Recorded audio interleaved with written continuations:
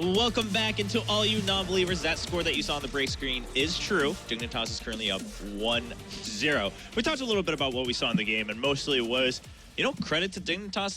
Kirei made some really good choices early game, and then Yamada, you were giving that credit to the Baron call. Like, they finally decided that they knew how to close games out. They had to take risks, and they did it properly, and they won the game.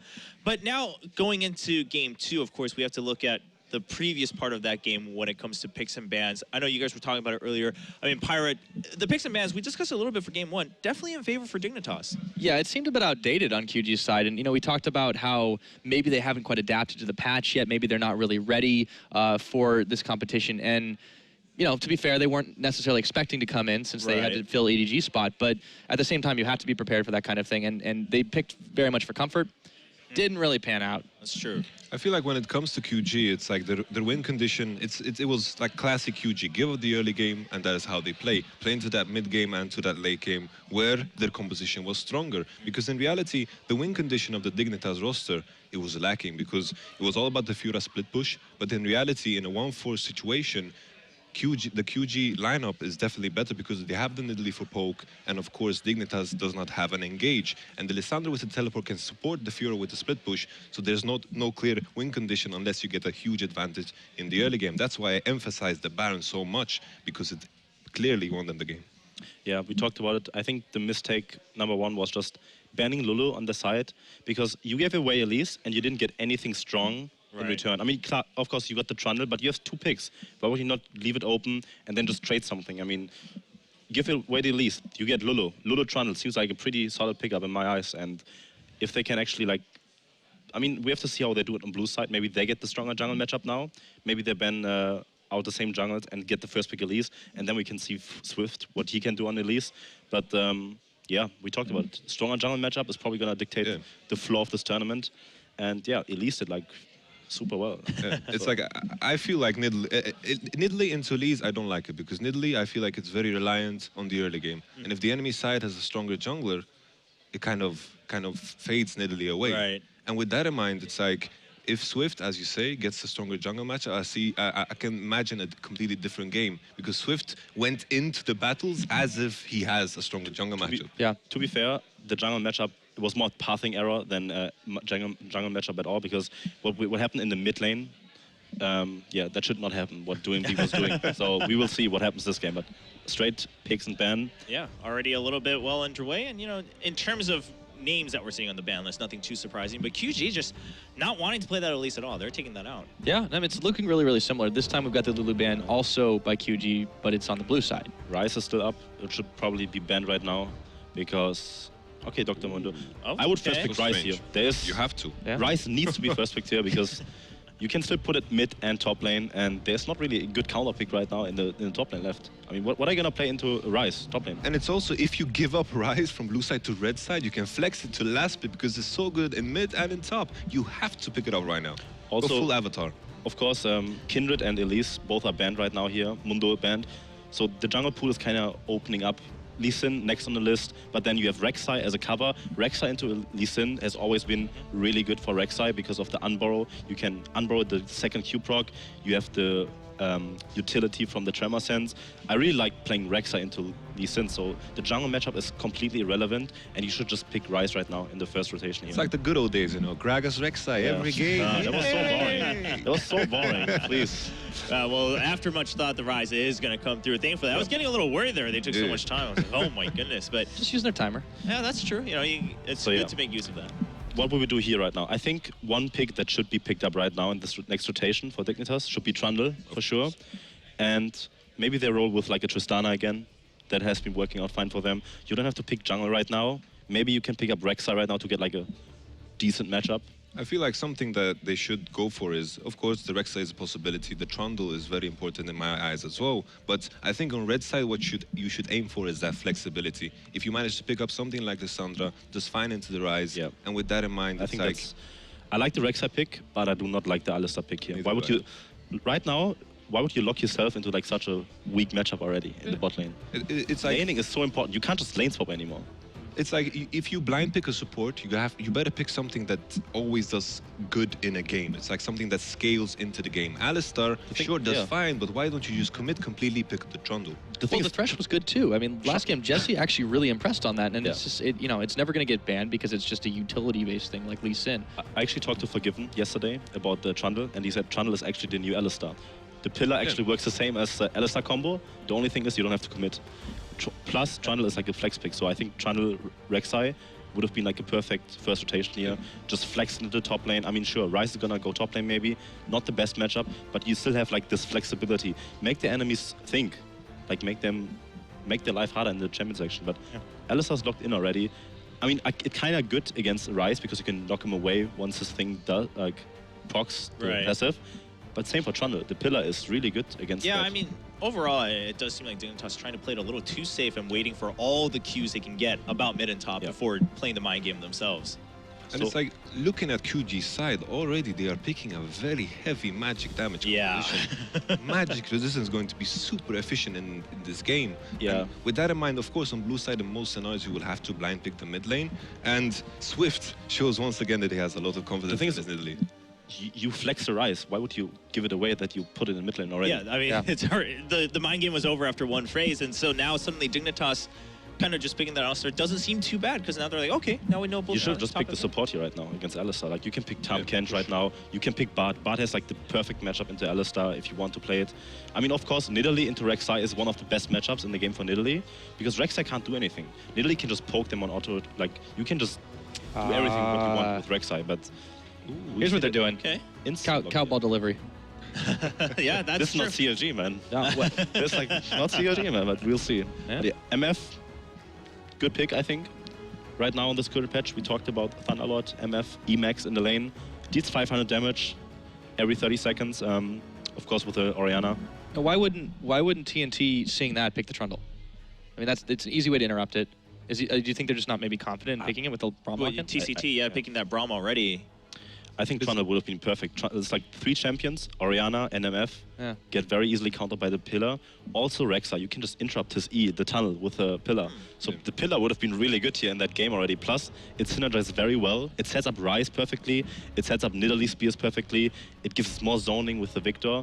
So I think, this pick, I don't really like this pick. This tells me they're really not ready on this patch. It is like, what I think about the Braum, before we go into this Twitch pick, it is like, oh god, Braum actually good. It is like, Braum is completely fine, but I agree that Trundle is a lot better because Braum is scaling very well, does good into the Alistar, but of course I have to agree with you guys that Trundle is definitely the stronger pick here.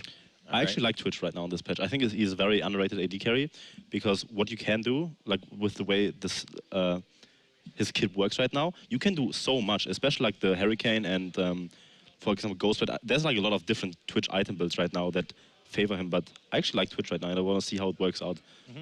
Okay, so but Twitch... Not sure against MF. Misfortune just puts down an E, 60% slow. It's like the easiest gank I've ever seen. Like, botline is gonna die 24/7 basically, right? And the Trundle on top of it for Dignitas. This is going to be very literally interesting. on top. It's like right off the bat, I feel like the idea of both sides have been completely shifted, because right here, it's like the matchup on top, I feel like it's favored towards Ryze, because what is the Trundle going to do into a Ryze? And then on the bottom, I feel like it's kind of even. So right now we have everything shifted around. QG have the early game jungler in my opinion, and it's all about them controlling the early game this time around. Okay, to be fair, I don't know what I would pick. If I would be like in a situation with Lulu being banned, Malphite being banned, Dr. Mundo being banned, what do you pick into Ryze top lane right now? What's like left? It is like, the idea a lot of people have when it comes to Ryze is pick something that can commit into it and kind of snowball him out of the game on top. It's simply something like Irelia, something like Jax, something that can supply the ganks that you have with Rek'Sai in this game when a lot of the junglers have been banned. Okay, so overall then would you say things are looking a little bit better for QG? Under the assumption that Swift doesn't completely kind of disregard himself in the game? I mean, I see like so many mistakes in terms of picks and bans. There's like so much that QG could have done better to put themselves in like such a good winning position. But yeah, I mean, I like Dignitas. It is like what I'm predicting now from QG's side. I mean, from Dignitas' side is the fact that magic resistance is going to be so efficient. They're going to buy the Abyssal, the Spirit of Visage on Trundle, and the Aegis, and good luck killing anybody when mid-game hits. All right, so Dignitas may be very well on their way towards a 2-0, ladies and gentlemen. After a quick break, we'll come back right into Summoner's Rift and find out if Dignitas really can close it out 2-0.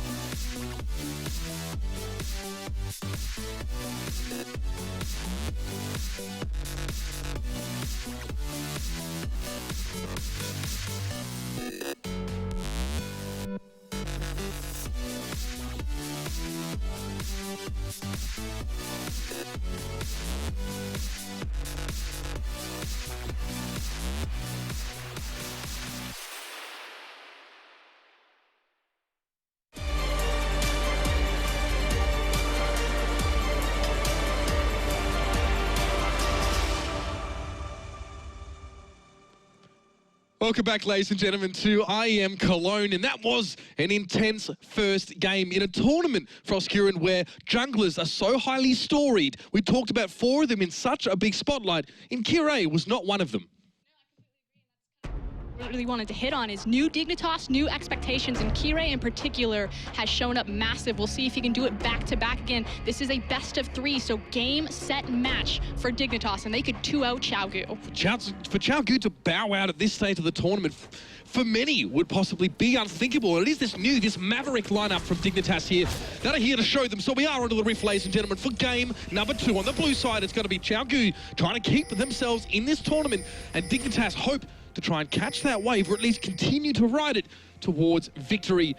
I mean, you know, we talked about the champion select, a little bit weird, some things that maybe shocked you. I mean, the Twitch, of course, though, being picked up here, and we said Papa Smithy is going to be ecstatic. It's unfortunate that Papa Smithy's not on the cast for this one, because he was just like, if there's one thing that he was nailed on, he's like, Twitch is good. Twitch will come out. Twitch is good. And here we go. TNT has that Twitch. Now, the cool thing about Twitch is that his power has kind of been moved around before. Before, it was pretty much only on the rat-a-tat-tat, the spray and pray, his ultimate, because you're coming out of that, you have the attack speed bonus, you got your line damage, and that was kind of Twitch's moment to be God. In this new Twitch, his power has kind of been moved around a little bit on his ambush. Now, when he comes out of his ambush, he gets the big attack speed steroid.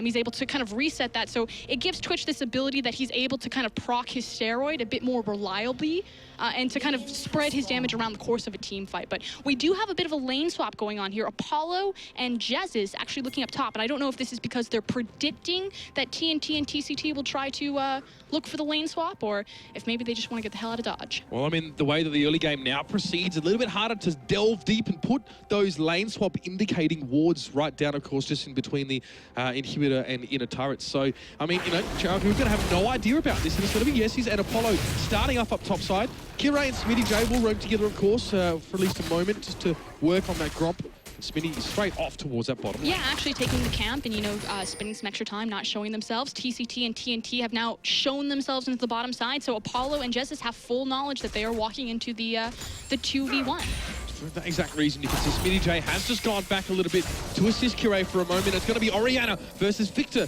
in that mid lane here as well. Actually, Shifter taking Q level 1 as opposed to the E having that shield and not trying to outtrade Doinby with the command attack as well as the auto attack from Oriana as opposed to trying to meet him for shield. Aggressive play here coming out from Shifter, maybe not something we really would have anticipated. Important to note, of course, not teleport from that Oriana. The Ignite here.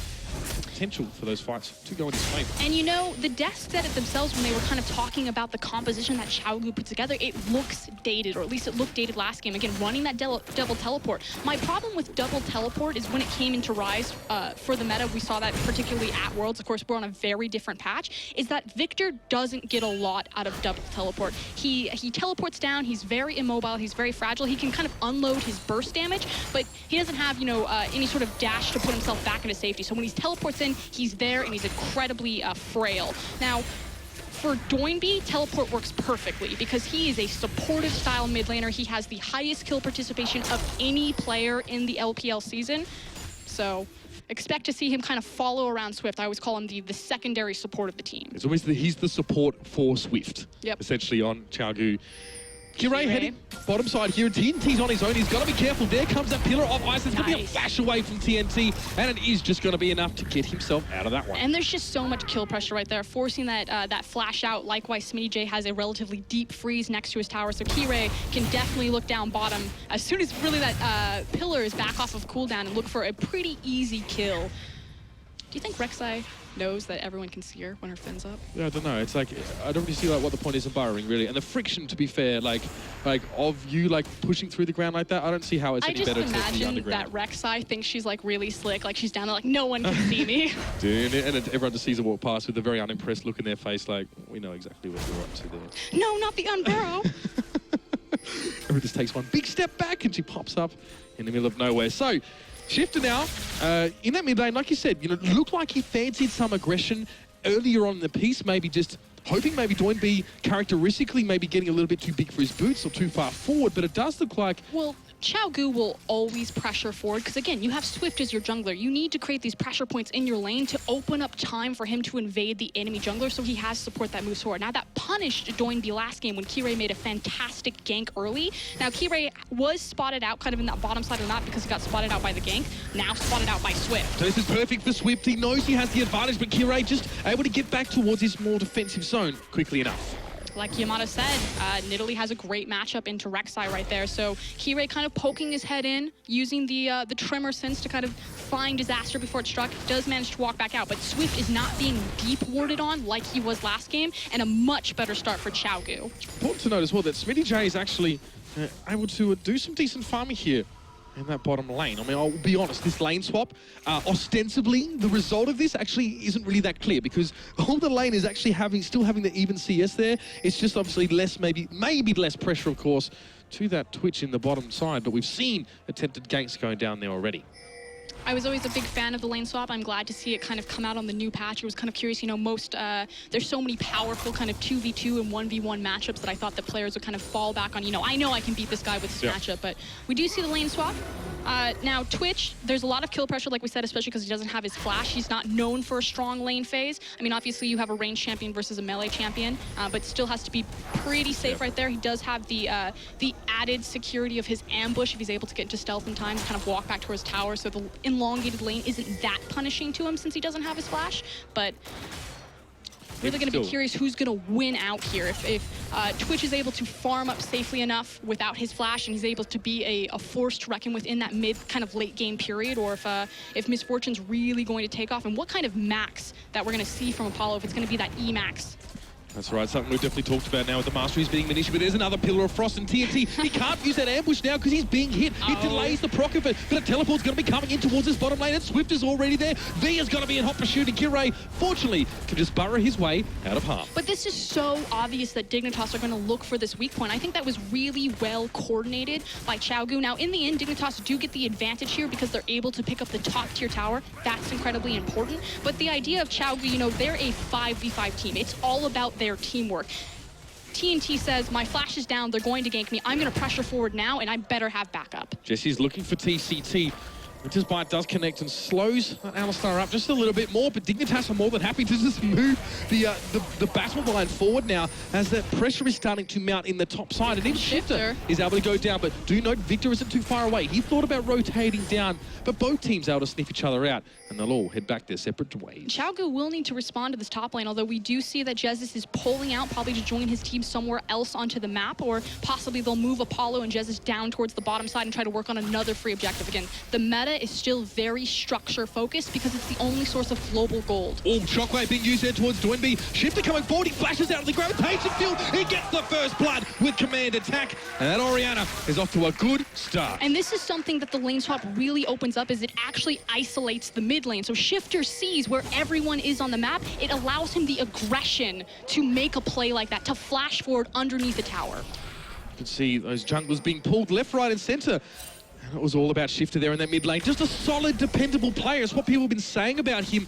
But he's able to, on his own, carve out that advantage to start things off here. I mean, it definitely hasn't been a bloody game in the early stages here, but you can see Dignitas are already posturing themselves for a positive trajectory into the mid game. They already have that tower as well, and a slight gold lead as well. I really want to quickly touch on Shifter's itemization since he went for the Chalice. So again, we kind of talk about this slot, Spell Thieves being really strong, Spooky Ghost.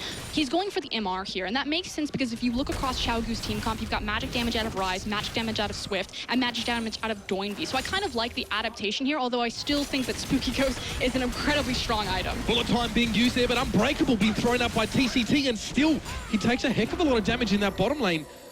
Apollo and Jesse, it's pressure game for these guys right now as well. Not maybe feeling too inclined to try and beat the heads of QG in. They just want to force them back, get in their heads, and continue to push up that battle line. But here comes Kiray up burrowing towards the mid lane, and that Maverick of a jungler is going to get involved in that kill. He is caught in the gravitation field, but he'll be able to get out safely. Doinby is just getting, frankly, outclassed by Dignitas right here. Shifter getting the 1v1 kill, and again, Dignitas have identified the weak point on Xiaogu, and they're continually punishing it. Jesse's now looks to come in for the backside as well. Doesn't get the pulverize. The flash from Swift was just quick enough. He might want to try and return some damage now as Jesse's is forced to use a little bit of a heal to back away from that one now. Swift is just going to spread some damage. Look to try and at least harass here, but TCT looks toward the back line as well. He's in no man's land. He's caught out. It's LMQ more all over again, and the fight might continue to go from there. V gets in towards Jesse's. It's an ultimate being used there. Unbreakable will might keep Jesse's alive for a little bit longer, but he's going to be surrounded and picked to pieces. Stone mastery there, keeping Alistar alive for so long. Wow, that damage reduction is pretty real right there, but I have no idea what Xiaogu were thinking. TCT, formerly known, like you said, as LMQ Moore, was way too far forward without any sort of support. Doinby was already dead. You didn't have a 5v5 even if you wanted it. Don't know what he was looking for there. I mean, we've seen TCT maybe opt for a little bit more of a passive style, favouring Janna in the summer of LPL, and we saw that the defensive role kind of suited him here, but this is a throwback to his days on LMQ where he was playing those engaged supports, and it happened in the same way then as it did now. And this was the question, you know, what form of Xiaogu is going to come out? They weren't suited for this meta, and it seems that they have the exact same weaknesses that they showed in the summer split of LPL, a failure to execute on the early game, and Dignitas doing a beautiful job punishing. Apollo for some reason, well, TNT for some reason thought he caught Apollo there, but now they can pressure back a little bit more. Remember that Misfortune doing bonus damage, hitting different targets with each auto attack. That's what Love Tap is doing. And that's the beauty about Misfortune, is that her trade potential is so strong, particularly on the Emax Misfortune, just because the distance is so long that there's almost no way that you can trade with it, especially if she gets the proc off of the Thunderlord's Decree. Glacial Fisher does come out here, and Jesse seems the one that's being caught. We're even going to see the Rat-a-tat-tat coming out from TNT, and it's a fairly easy secure on that kill, but a lot of resources were committed. You can see the V is bottom side now as well, but how did Dignitas respond? There's no play for cross-map. Unfortunately for Dignitas, a lot of them were back into the base, so they're not able to trade that pressure for anything, but Xiaogu's calling card, when do plays happen on the map, at least 4 or 5 people are there. So staying true to the old Xiaogu, but that failed them in the first game, and it hasn't looked good in the second game. I mean, it's been quite some time since we first saw IMG sort of debut at Worlds, and it was the gang squad was the kind of ideal with them as well. Going as a group. Just throw back to OMG? That was a throwback. Oh, wow. Yeah. Well, that was what everyone was talking about. It was almost a buzzword, so much so that someone said that, you'd be like, yeah, well, I still can't tell if you actually watched Worlds or just heard about it, because that was such a big deal with what OMG were doing there. And again, you can still see maybe a different permutation of that. Xiaogu are not a skirmishing team, and that's why I think they're not suited to the meta. I think skirmishing is far more important because it's about snowballing. It's also fighting over vision control, just because, again, you don't have the stealth wards, you have the pink ward, so it's a very clear vision. So the time that it takes to kill a pink ward, you're setting up the potential that someone's going to come along, they're going to skirmish you for it. They have, across 5 members, every single player on their team has over 75% kill participation. That's almost unheard of on a team. And that just says, when they do something, they have to do it as 5, and I think that punishes them on how quickly these games are going on. You think about 5v5, you really get 3 out of them in kind of the old school version of how League of Legends was played. 70% of the game is played before Xiaogu are able to get all 5 up and running. That's exactly what they're going to be looking forward to doing here, or at least hoping that they can get to that stage. Smitty J able to quite nonchalantly walk away from that one there as well. And this opens things up in the bottom lane for Dignitas here. I mean, showing the AD carrying support in the top. Not really sure what they were going for here. And there it will be the 3rd tower to go across to Dignitas. Still none have been found for Xiaogu. Really securing their gold lead here, but you know, Dignitas, they fumbled last game and kind of some clean mid-game decision making. This time around, they do have more mid-game power spike with Misfortune as well as Orianna, and it looks like they're going to continue this trend. Opening things up with some damage on towards V. That's Jesse's this time. He lands it. No way he was getting out of that one. Shifter has to back away from the Chaos Storm, but it's just not going to do enough damage. Doinb has to be careful here. There are 4 players from Dignitas, but they respect the tower and they respect the possibility of Swift and Co. getting on site. I will never find it strange to call mid-game 13 minutes now. That's just absolutely absurd. It is really important to note, you know, why are these towers falling so quickly? Now, the inner towers are the weakest that they have ever been in League of Legends, and likewise, because there's more ambient gold in the game, people are getting... Kire steals the red buff there with a nice Prey Seeker. People are getting stronger items earlier. Likewise, AP carries doing more damage to towers, a slight change there. Now, when you have a double tower down, that's when the minions really start to take effect. So this is going to get really scary for Xiaogu. But again, onus is on Dignitas. You have the lead, make decisive mid-game shot calling, close this one out. Important to note that Dragon hasn't really been something that Dignitas have been super interested in contesting at this early stage. Of course, that first one did go over towards Xiaogu there. Frankly, until you give Dragon, you know, some sort of incentive, the first Dragon is always going to be the most important because you have a scaling... the percentage. Exactly, percentage. And again, because people are getting more items, it's relatively strong. But hold on, V caught. And he's probably going to be taken down as well. There's a teleport coming in. It might be a little bit late. Doinb, why? He's going to go for a bit of damage though. Kirei's looking low, but the Unburrow comes out, forced to flash away for Doinb. And there is Smitty J. He's on top of him. He gets the finish off there. And Swift is trying to return some damage too. But will he go down? You better believe it as Smitty J gets through that one. It's a triple kill for the Trundle. And this is exactly what I was talking about. Victor having that teleport. He is so reliant on his flash. He teleports in. He's incredibly fragile. He's incredibly frail. And Dignitas punish so hard on that. There's no one to respond to Jesus and Apollo pushing down another tower for free. Xiaogu just backing themselves so much there. Thought Doinb would maybe cancel that teleport or something, but he went in, tried to create an advantage, and here is that fight again for you guys. Just the Chinese aggression. So you have beautiful, I'm not going to call it CC lock, but effectively pillar displacement into unburrow displacement. Doinb immediately teleports in, really careless on his positioning right there. He actually walks into melee range and then is forced to flash back out. And by this time, Swift's not only fighting a massive Smitty J and Kire, but he's also fighting in a horde of creeps. Like, it was a 3v2 for Xiaogu, but it was a staggered 3v2. They never had everyone there at the same time, really. Very smart play from Dignitas, and that is just a big mistake, of course, for Xiaogu. The real question is how that's going to impact them now. Rift Herald going to be taken away, hopefully towards the right person this time. Xiaogu just maybe have to look for some answers here as well, or just solidify their position, because that was the sign of what hurt them very much in the last game. And the gold lead now starting to blow out to about 5k. And they've now been given the tool to really start pushing down these towers. The fact that Kire has the Baron buff. So put it in the lane, start pushing it down, maximize your lead, get this inhibitor down.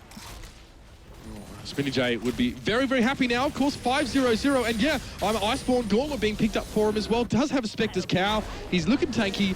And all over the board, those items now coming out and being a factor. We hardly have time to talk about them because these guys just want to fight every couple minutes. I know it's the new patch, and I really want to kind of really dive into it and get into the meat of it, but the games are going so quickly. Oh, hold on. See if they're going to look for an engage. I think they're just going to take it and walk away. Oh, Swift. Oh, the Shockwave is going to miss, but the bullet time will try and follow up. PCT comes forward, though. He lays down the Glacial Fissure. Chaos Storm also on top of Kire, but where's the follow-up? It's V out towards the side, trying to do a little bit of damage. Rat-a-tat-tat being used here, but Dignitas have been able to keep their distance. Frozen Domain coming out now as well. Going to give them that breathing room, and they'll be able to disengage. So many ultimates coming out from Xiaogu. Xiaogu again from a deficit. manage to find, like you said, some breathing space. They stall out that tower, but it's only a matter of time before Dignitas are able to kind of overwhelm them. It's about where do they go from here and how do they use their power. The thing that I really wanted to point out was TNT on this Twitch in terms of itemization. The thing that I have a problem with is Blade of the Rune King. I don't think Blade is in a really great spot, especially because we are on 5.23. You know, the double attack speed items are still fairly strong. When you kind of look across at it, it's not as good as it once was, and so I think that really hurts Twitch. See if they're able to turn around, though, as he kind of gets more power into his back pocket. Obviously, he'll work really well with attack speed, so it's about where does he go from here, and if he's able to make these rat-a-tat-tats connect a bit more. Pyra did mention that he did find the Xiaogu champion select a little bit archaic, maybe even some of the builds to follow there as well as the Blade of the Rune King, as you said, being an issue for TNT, but that's the dragon being taken away here for Xiaogu, so that's their second. Of course, didn't get to find their first, but they've been fighting good fights across the map, and it was almost like Shifter using that shockwave was like a trigger. It just set Xiaogu off in that last fight, and they blew everything. I mean, even their trinkets are fairly outdated. You look at Dignitas, you have, you know, the 3 blue trinkets and 2 sweepers, and then on, okay, there they go, he finally changed it out. Xiaogu, they still were sitting on 2 warding trinkets not just a moment ago, so... We talked a little bit about, I mean, how much preparation really came into this patch. Or how much of a break. Linko said about Xiaogu that we haven't played in quite a while, and a lot of the Chinese LPL teams have been on break. It's been only a couple that they've actually been able to get scrims against, and they've also moved Gaming House as well. So, you know, things to think about, of course, here is Dignitas themselves haven't had oodles of time to prepare, but they seem to comprehend 5.23 just a little bit better. Certainly looking much stronger, particularly Kirei, although Smitty J in full control of this game, 5-0. Although Kirei, 1-0-5, almost 100% kill participation. Thing is, you know, he takes down Swift. Looking at the bracket next, he's got to go through Spirit. Oh, can you imagine? There's one after another here as well. That's climbing his ladder, I guess, to being recognized as a true powerhouse jungler here, of course, on the global scale. And this is a great way to start things off. With Susie, the 3-2 split here for Dignitas, as they are going to work down on towards this top in a turret, and there's really not much that QG can do about it. We saw that TNT wasn't even close enough to impact that one, and all over the board, Digger shoving waves in towards Xiaogu. Continuing to chip away at these towers. Time is running out for Xiaogu. They really need to make a play to find these picks. Composition does take a little bit of time to get online. They've got a lot of late game talent, but will they be able to get there? Last game ended at 29 minutes, just kind of shy of the average that Dexter talked about, 27 minutes. Starting to close in on that, so Dig got 8 minutes. Well, Xiaogu just have to hope to not lose a fight against a Barrowed Up team knocking on their door. From there, I guess, you know, the rest is elementary, but they're going to work on towards this mid in a turret here as well. And do note, of course, that Smitty J going to throw out that pillar, just keeping V on his toes. They have to go. Trying to put stuff in from the sides there as well. Kirei has to burrow his way away. Jesse's is slowed up. Rat-a-tat-tat being used, and that's the concussive blows able to stun up that Alistar, but yet he gets away. Frozen Domain, of course, helping a little bit there with Smitty trying to get back, and of course, the E coming out from Misfortune, helping out with some slow, and Dignitas can almost disengage whenever they please. There's a lack of hard engage on the side of Xiaogu. You're effectively looking for the Rune Prison as well as the Braum ultimate. But you talk about such powerful disengage options for Dignitas. You mentioned Trundle in particular, having that Frozen Domain, having those pillars come down. Alistair, he's got the bop, headbutt you away. And frankly, I mean, like you said, Dignitas, they get to pick and choose what fight and where they want to fight it. That means that their margin of error as well is going to be a little bit more in their favor. They have a bit more freedom about when to take these fights, and Xiaogu as well. Struggle to get a pick, of course, like you said. Lack of engaged potential. Where are these fights going to be had? Are they ever going to be favorable for Xiaogu here? Dignitas getting stronger and stronger. Kirei's found yet another victim. TCT forced to flash over. It's going to be the Glacial Fisher coming out in response here. TCT trying to back away with Smitty J. He has a speed up. He's got that subjugate down on towards Swift as well. He's looking scary. But some way, QG, so they're not the only ones can disengage. I mean, that said, Braum ultimate is down, as well as TCT's flash. He's going to have to back, so there is a numbers disadvantage. It's not as big because it's the support, but this should give Dignitas a fairly free and low-risk Baron. Now, Swift is still up. He's still nowhere near this. Dig, again, making a pretty solid second Baron call. It does look like at least that Xiaogu might even just contest this a little bit. Rat-a-tat-tat coming out. flashes There's out. a shockwave, beautiful flash from TNT to get out of that, and he's spreading some damage in towards that team fight. Jesse's goes deep, and Apollo tries to get a bullet time off, but he's interrupted. He goes down, but V now, he's right at the back, trying to keep himself alive, and he does. And Smitty J might be the next to fall. He's very, very low. 2 down already for Dignitas. It's been a 2 for 2. Jesse's going for the bop here, but it might not be enough to get him out of trouble. He will fall to the death ray, and Smitty J as well. He's not long for this world himself, hoping to catch out towards V. Very, very clever. Rune Prison goes down. Smitty J chases. He gets the kill. Beautiful stuff from Smitty J, and he will finally fall. The fight goes 3 for 4. Dignitas, a little bit shaky. I stand corrected right there. What should have been a fairly low-risk Baron. My They don't God. commit one way or the other. They kind of split their resources, and Xiaogu just collapsed beautifully. Check out this flash from TNT to dodge the shockwave and put himself in a better position to hit more members of Dignitas with his rat-a-tat-tat. From there, Apollo has to flash out. He's still taking the Baron damage, and Doinby does a beautiful flank. You're closed in on a small area in that Baron pit, and Victor's going to run rampant with that Venn diagram. Just as they can see him just trying to get the heck out of there. I mean, on paper, it wasn't terrible in terms of numbers for Dignitas. They managed to get some back, and it's all on the back of Smitty J as well, who cleverly just turned this little fight around with a quick bite, quick pillar up there as well, and a couple smacks to the face. Of course, we do see Dignitas. Obviously, that was a Baron attempt for them now as well. Baron attempt number 2, it seems. Well, I mean, they can't get it every time. That's we can't have too high expectations now as well. Of course, maybe something in the fabric of the old jersey, but the Baron is still available for all intents and purposes here as well. And Dignitas maybe fancy another go. I'll tell you what, I'd be a little bit afraid after what TNT was able to do to them in that last fight. Xiaogu are making the correct call right here, though. They're applying pressure onto the mid lane and kind of forcing Dignitas to move out of the Baron pit area to protect their mid-tier tower. So I like that thought from Xiaogu to kind of, what's the word? Unpressurize? Yeah, depressurize. Relieve pressure. Yep, I'm thinking about too. like a pressure cooker because I'm hungry. Oh, actually, we go for some casserole right now. Pressure cook will go down nicely. But Dignitas have other things in mind. Maybe not wanting to finish this game as quickly as the one before it, but still posturing around this Baron. There's such a proclivity for these guys to try and attempt this big objective.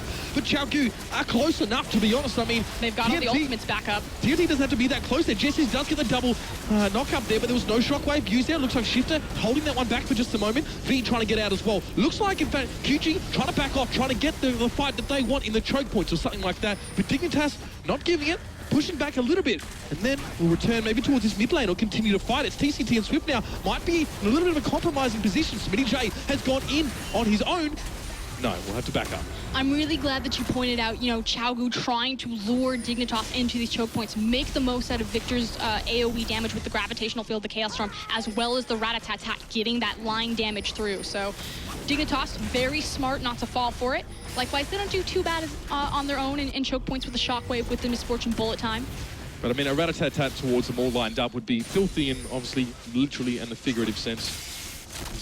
Dignitas still want this. It's like they're programmed on this one. They're really tunnel vision for this Baron. They're sacrificing a lot of their momentum and their lead to continue to try to push this objective. We'll see if it pays off. They are about halfway through it right now. Swift is in the area. Yeah, we can see the teleport going to come straight back in from Doinby as well. So this might be a fight. Maybe the one that Xiaogu were looking for. They're going to come forward, and Jesse's is a little bit caught out. He gets the knock-up on towards Swift, but when do Dignitas respond? We did see a shockwave happening off screen. They did get the Baron. The bullet time is going to be coming out, and TCT blocks a heck of a lot of that one. Apollo will fall. The rat-a-tat-tat claiming its targets, and this is it. Xiaogu are going massive. It's a complete and utter clean ace, and they now push forward.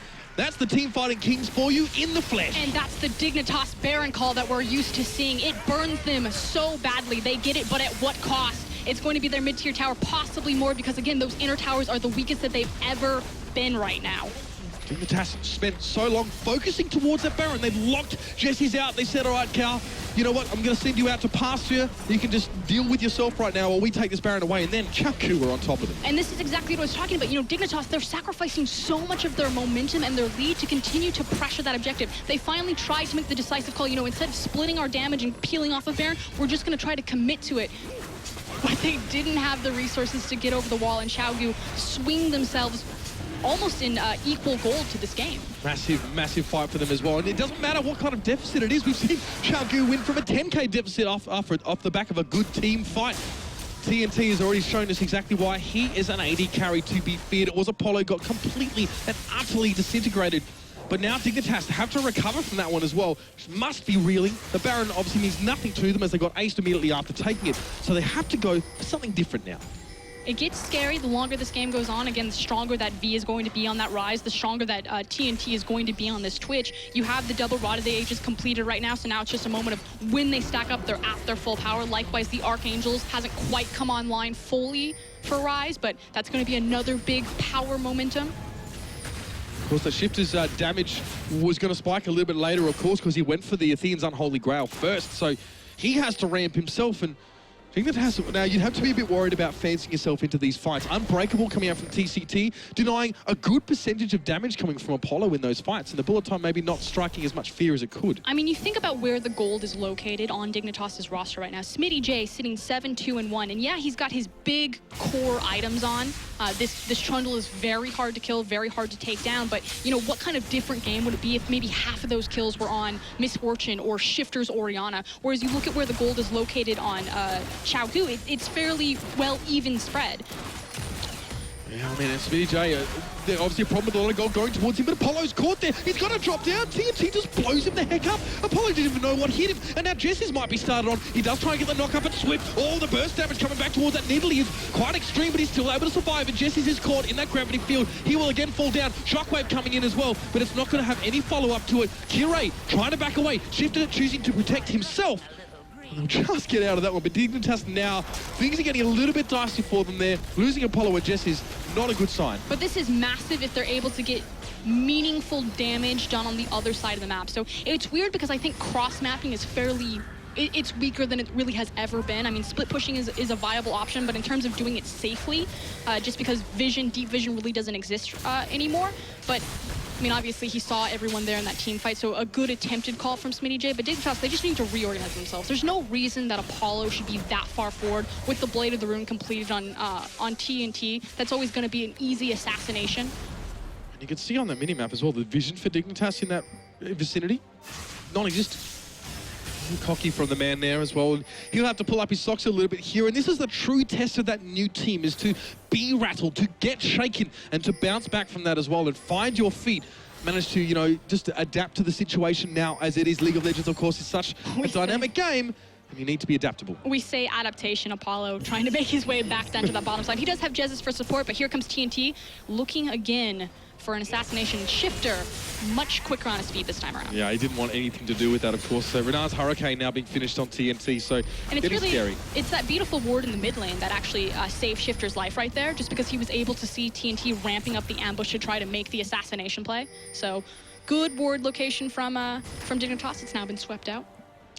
We talk about the rock-solid players here for Dignitas have been Shifter and Apollo to a certain degree, but is it going to be enough? Will they have the Mavericks to back up? It's going to be the bullet time coming straight across this fight. PCT is knocked back, but his shield still has the intended effect.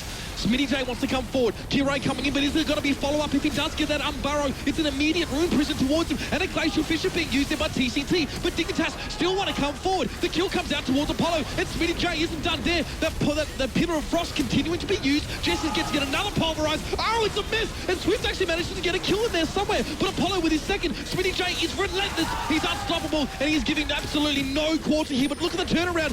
V and Swift, they might put this on his head. Oh my lord, only Apollo's left. He might get away, but between the two of those, V and Swift able to keep QG in that one. I'm going to give that entirely to TNT. Xiaogu did such an incredible job keeping that guy alive, able to kite back and forth. And the thing is, in a region that is stacked with 80 carry talent, you think about Uzi, you think about Name, you think about, I mean, Wei Zhao of all people, TNT has constantly been second fiddle to them. Look at this. The Braum shield is beautiful, but he's able to get out of a perfectly placed shockwave from Shifter, and he stays alive this entire time. Kirei wants to come forward, but it's an immediate rune prison towards him, and then the Glacial Fissure for a disengage if it was required. QG don't quite get that, but as the fight continues down, it's when it starts to turn in their favor. A beautiful job from V and Swift right here. Again, funneling them into a choke point, being able to lay the AoE damage from Rise as well as Victor there. And again, TNT finally goes down. That guy was sitting on so little health. He ate two massive cooldowns, the Misfortune bullet time as well as Shifter shockwave. Dignitas now, do things go from bad to worse? Kirei at least has managed to get himself the red buff there, but My God, it was just one problem after another now for them here in this second match. I mean, if Chaogu take this one, it's going to go to game 3. And Dignitas, they're looking rattled. They're looking a little bit uncertain here. They need that strong, clear voice to come through to, I guess, regain some composure for everyone. They need the shockwave to kill. There needs to be follow-up on it, and someone needs to go down from that. Again, the fact that the bullet time and the shockwave didn't take any member of Chaogu off of the map, and they continue to chase without those big powers, was pretty much their downfall. Again, Chaogu doing so good, kiting to where they have a terrain advantage. That's what they tried to do before with those Baron fights as well. Bring Dignitas back. You can see Dignitas wanted to chase them so far, and QG just loved that. They want you to try and come into their territory and fight them and beat them at their own game. But now, again, pushing forward here, things getting a little bit close for comfort between these two teams. We do see maybe Smitty J coming in from off the side here as well, but unlikely that we'll really be able to make a meaningful engagement at this point. Both teams now, a bit of back and forth, a little bit of mild skirmishing, but no one committing. Chaogu do have the advantage positionally that they're closer to the Baron pit. Now, Dignitas sacrificed 2 resources to the Dragon. They will burn it quickly, so they're not going to lose any footing or advantage on the Baron buff there. So, frankly, just a better positional move from Dig. Now a little bit more respect coming into play. Dignitas were able to find some, easier fights. Of course, Chaogu gave them some things on a platter, but now a little bit harder. Chaos Storm coming out here as well. Might be a fight. This is where Chaogu want to fight. They want Dignitas to come forward and meet their own makers, as it were here. Look at them kiting back on it, but there we go. Swift does drop down, and here comes the push back in. Jesse's towards the back. He's low, but he's still alive. Glacial Fisher now catching on towards 3, but Apollo's there. He has the duel out, and the Death Ray is going to claim his life. V manages to get out of the fight somehow. Dawn B is still healthy. Death Ray as well is going to continue to hurt. Surely this will give them the Baron this time around. Again, these death timers are so punishing at this point in the game. Swift sitting there with 34 seconds. Well, Chaogu, do they still fight this one, or maybe try and get something off on the periphery here? They do have vision, so Doinby can actually approach the area fairly safely, but still, it's a beaten and battered. Both teams kind of are quite low here. Doinby fancies a pick off on Jesse's, and he might just have it here. TCT trying to go in there with the Winter's Bite, and look at Doinby, lays another Death Ray down there as well. V's got involved in the fight, and he's going to spread that damage everywhere. This rise is massive, and the Baron, sure enough, goes to Dignitas, but Chaogu, again, crashed Dignitas in the pit. Again, Dignitas makes the decisive call. Stay on the Baron. Don't leave the pit. Try to burn it, and it punishes them for the second time this game. Both times Chaogu have gotten their foot back in, it's been on Dignitas' Baron call. And again, use of this terrain to their advantage is what Chaogu were just doing so well. Death Ray as well really hurts if it's hitting multiple targets. If TNT can get involved, we saw what happened when he's able to get there. And V spreading the damage in the AoE sense in such close quarters. Dig just fell to pieces. Doinby also looking much more comfortable on the Victor. This is something that he plays repeatedly in the LPL, something that he was very well known for. Lysandra, not so much. So changing gears up that direction. We talked about how Chaogu really kind of look like they're still playing on the old patch in terms of their champion select, in terms of how they're playing the game itself. Again, 35 minutes right now. Yep, longer than that standard game time that was quoted. And finally taking the gold lead. Yeah, it's been a long time coming here, and Chaogu was still behind those 2 turrets, but finally they've eked out that advantage that they're looking for. A team that has said, we have said, I guess, that have a rough early game or put themselves into a rough early game, but, King of Team Fights is not a term that's used too loosely, I think, with these guys. They're absolutely living up to that name right now, and that rise as well. Let's think of the scaling here, Frosk. It's going to be very, very scary for Chaogu as the game continues. Likewise, TNT is now sitting on his 3 items. He has the crit available to him in the Infinity Edge, as well as kind of 2 attack speed and the lifesteal item from the Hurricane, as well as the Blade of the Rune King. So Twitch is up and online. If he gets good, solid line damage, likewise the Braum doing great work against the bullet time with his Unbreakable. 3 Zhonya's Hourglasses as well for Chaogu as well. So they are expecting some of that AoE damage to come through. Of course, bullet time and shockwave, as it were. So what better thing to bring in towards the fight. And again, maybe Chaogu now feeling a little bit more confident about coming forward and fighting, maybe even fighting in Dignitas' territory here, as there's got to be a feeling for them that they're starting to really find their stride. I like that you have kind of focused on this idea that Dignitas, they're being lured forward. Again, we talked about how Dignitas, they get to choose when and where they fight. They have all the disengage potential, and it's been kind of 3 times in a row that Dignitas have walked into certain death of Chaogu just kind of luring them back, continuing to whittle away at them. Giving them the fight. Dignitas are, and some teams like this, especially maybe the less teams that have been locked together less long, God, English is hard, as maybe they just keep fighting, thinking that's the way that they can get back into the game, or that's the way to sort of close things out eventually. Just keep coming forward. And Xiaogu, maybe, you know, Dignitas didn't expect them to be so clever like that. Maybe when they saw them, they said, well, this just looks like a team that wants to fight all the time. Let's just give it to them back and see how it goes. But maybe a little bit more brains behind the machine. That is Xiaogu. With there, it is that inhibitor turret. So Dignitas is still coming forward here. Xiaogu might want to turn this around, but they should be able to clear the gap and get away. Swift is chasing off towards the side here, though. He's fancying himself a target.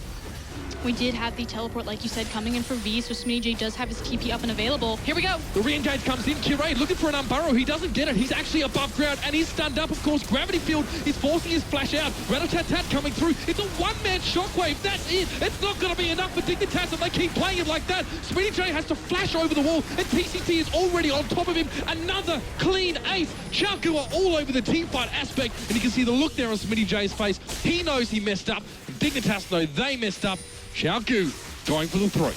And Dignitas, this is why you do not face Xiaogu into the late game. There was no reason they should have gotten here. Both games have gotten a substantial lead in that early game, but indecisive or incorrect calls in the mid game allow Xiaogu to get their footing back in it. Ooh, is this going to be the game for them? Look at these death timers. Yep. I mean, they're above 20-odd seconds here as well. Xiaogu looking for the win here. They want it, and they want it more than Dignitas, especially in this game number 2. And they, ladies and gentlemen, are going to make it a game 3. The first game of the weekend, and it's going to be a big one. That Nexus will fall, and there's nothing that Dignitas can do. GG! Why are you facing the kings of team fighting in a 5v5 scenario? Dignitas, they had all of the tools, they had all of the options. They could have chosen, we're fighting here, we're not fighting at all. And they just ran headfirst into disaster. Insane stuff here. Dignitas thinking that, or maybe having the audacity to think that they could take Xiaogu at this particular play style. But our friends from China have showed up here in game number 2. And, you know, a stunned silence fell over the crowd after that first game. And Xiaogu maybe realizing they might be going home, but not the case this time. They've made it towards that game 3 as well. Now, of course, if you're Dignitas, you're starting to sweat a little bit more yourself. Big things that I want to kind of point out, like obviously you have the Baron calls not working out for Dignitas both times in a row. They just sacrifice so much in return to try to get it available to them. The voice of God just spoke to me. Well, it's well loud. I think it's got my headset turned up. I mean, look, yeah, we could go on about this for a while, I think, as well. Baron, bad. That's all I'm going to say if you're Dignitas. We're going to pass it over to our experts who might be able to elucidate on that point more than I could. Gentlemen. No, I think that's it. No, I'm pretty sure, yeah, just taking unnecessary Barons is bad. I'm pretty sure that's just a summary of game number 2. I feel like if we start from the beginning, I feel the draft was heavily in favor of Dignitas. Yeah. But then again, QG had the stronger early game, but they solved this with this beautiful lane swap. They ended up ahead, and they played out the game correctly because in the mid game, the magic resistance would be so efficient. They had, of course, the Hex Drinker, they had the Aegis, the Spirit Visage, and it's become so hard for Ryze and Victor to do anything. But if you delay the game until they both get Void Staff, good luck. Good luck. Yeah, you saw the 2 Void Staffs, and yeah, like you said, I mean, at that point, they were dealing a lot of damage to anyone, especially, of course, MF, who wasn't going to have the luxury of building all that magic resist. Yeah, and they didn't have really any way to interrupt her. We talked about the Trundle not being picked up, and they went with the Braum instead. But as long as they were able to hold off an attempt to kill off the Twitch, you know, there wasn't really a lot of armor being built because everyone stacked the MR, and they kept him alive. They just kept body blocking right in front of him. It's like I'm watching Harry Potter. Yeah, I mean, that's you think of, if you can think back to the last couple of team fights, that is exactly what happened. And even that one time where Misfortune was able to get rid of the Twitch right away, it was like, okay, well, big deal. Like, if you still can't kill the Ryze and the Victor with your ultimate together, like, they're just going to come for you, and you're going to die eventually, and they're going to be able to last out the team fight. Yeah, I mean, the gameplay was, like, really good. Like Yamato said already, you solve the problems, all the problems by lane swap. But if you still get to late game where Ryze has, like, 3 items, it's over. The thing is, you have to snowball the game into, like, victory before Ryze gets strong. But Ryze was just like doing so much damage in these team fights. It was ridiculous. And he doesn't even die. That's the biggest problem. Yeah. And it's like there was so many things going on for Dignitas that were going well.